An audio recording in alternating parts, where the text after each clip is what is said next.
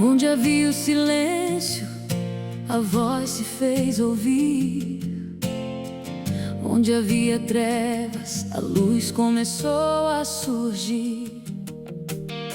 À beira do caminho, um cego clamou, e o mundo em cores Jesus revelou.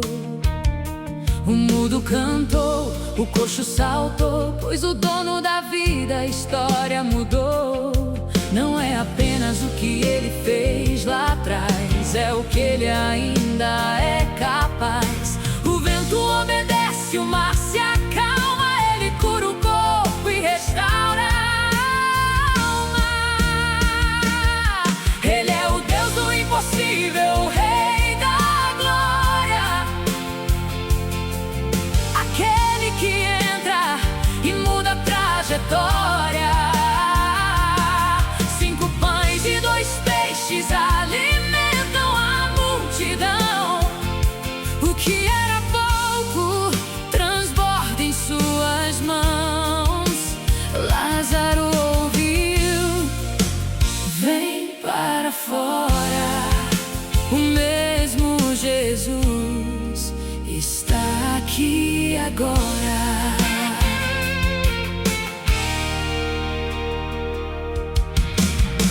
Tocou nas vestes e a virtude saiu. A tempestade no peito ele mesmo baniu. Transforma a água no vinho melhor. Na fraqueza do homem ele é o maior. Andou sobre as águas, venceu o pavor. Não há diagnóstico maior que o seu amor.